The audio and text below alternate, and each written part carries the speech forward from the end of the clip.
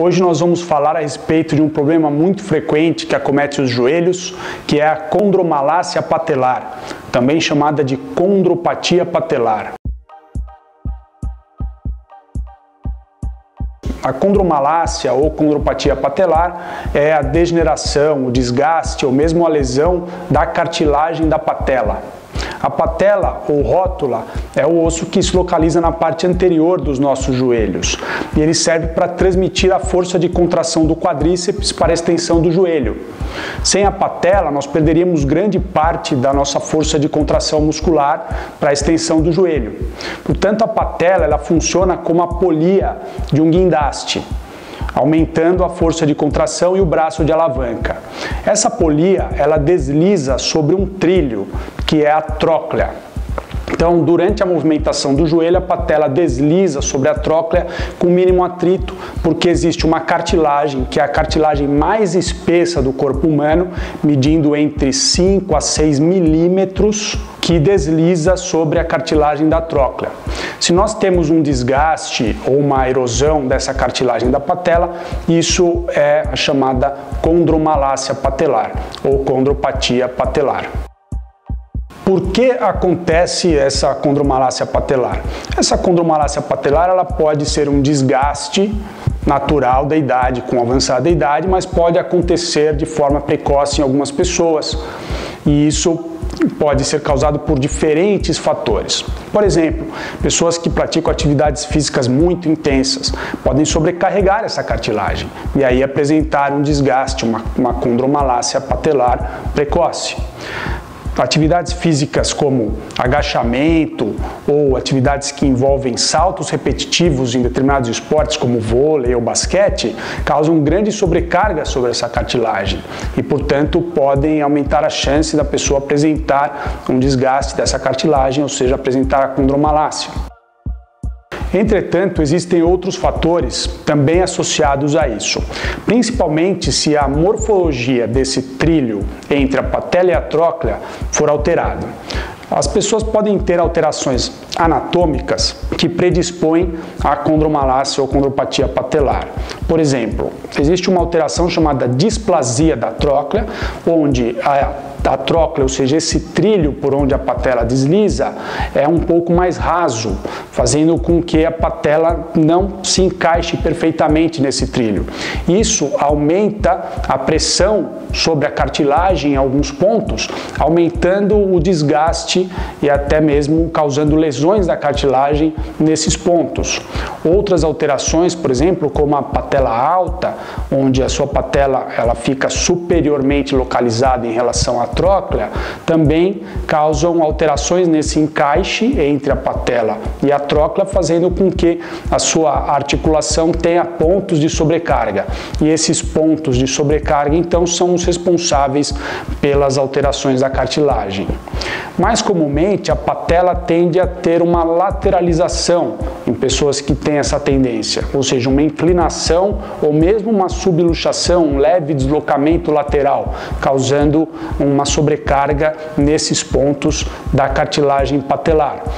Portanto, algumas pessoas, mesmo sem praticar atividades físicas intensas, podem apresentar condromalácia e geralmente nesses casos há alguma alteração subjacente, seja uma alteração anatômica, seja uma alteração funcional, como por exemplo alterações da força muscular, onde existe uma falta de força no músculo quadríceps, causando sobrecarga no joelho, mesmo durante atividades do dia a dia, atividades normais, como subir ou descer escadas ou agachar para pegar algum objeto no chão.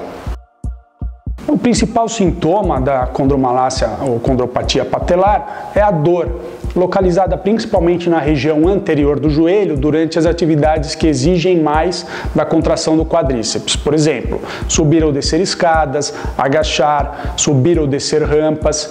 Muitas vezes esses movimentos simples do dia a dia são dolorosos. Em alguns casos, a dor se manifesta em atividades mais intensas, como atividades esportivas, por exemplo.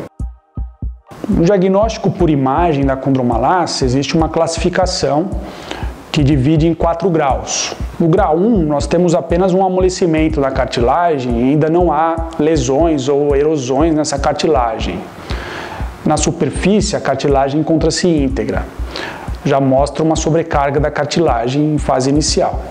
No grau 2, existe uma fibrilação.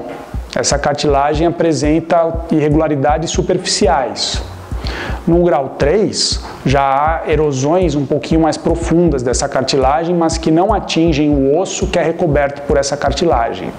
E no grau 4, as erosões, ou seja, as lesões na cartilagem já são profundas e já atingem o osso subcondral, o osso que é recoberto pela cartilagem. É importante ressaltar que essa classificação não leva em conta o tamanho da lesão, ela leva em conta a profundidade, ou seja, eu posso ter uma lesão grau 4 pequena. Ela é profunda, uma fissura profunda, por exemplo, mas não necessariamente é extensa. Portanto, muito cuidado, não significa que você tem um desgaste de toda a cartilagem da patela. Significa que existem alguns pontos onde essas lesões são um pouco mais profundas. O diagnóstico da condromalácia patelar é feito por ressonância magnética. Outros exames, como a radiografia simples, não acusam essas alterações, apenas em casos já muito avançados. Quando o paciente tem um diagnóstico da condromalácia, muitas vezes eles perguntam como vai recuperar essa cartilagem, como vai regenerar essa cartilagem. Mas esse muitas vezes não é o ponto mais importante. O ponto mais importante é identificar quais foram as causas que levaram a isso. A condromalácia patelar é como se fosse a ponta de um iceberg. E na base desse iceberg estão todos os fatores que levaram ao aparecimento e ao diagnóstico dessa condromalácia.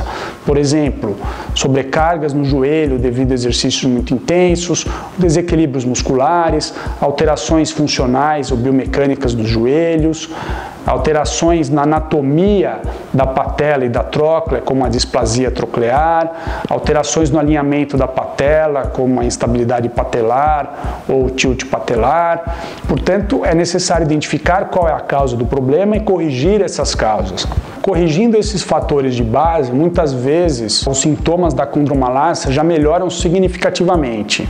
Existem alguns casos com indicação de outros tratamentos, até mesmo cirurgias, mas são casos mais avançados. Primeiro, casos que não melhoram de outras formas, com um tratamento não operatório, com fisioterapia feito de forma adequada, focando nas causas do problema, ou pacientes que têm lesões de cartilagem já muito profundas, já muito avançadas. Nesses casos, podem ser necessárias cirurgias para tratar a lesão da cartilagem. A artrose é diferente da condromalácia. Na artrose, nós temos um desgaste muito mais avançado da cartilagem, com alterações ósseas secundárias e que evolui a longo prazo. Pacientes com condromalácia não necessariamente vão evoluir para uma artrose a longo prazo.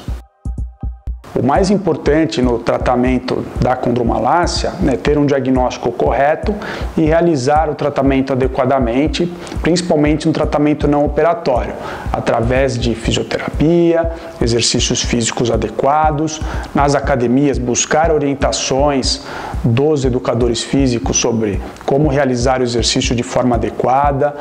Se tiver algum sintoma, interromper esse exercício, ajustar o movimento, ajustar a carga para não deixar esse problema evoluir. Se a dor persistir, obviamente, deve ser consultado um especialista para ter um diagnóstico correto e iniciar o tratamento mais adequado.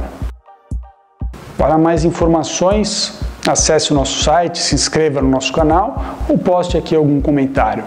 Muito obrigado pela sua atenção e até o nosso próximo vídeo.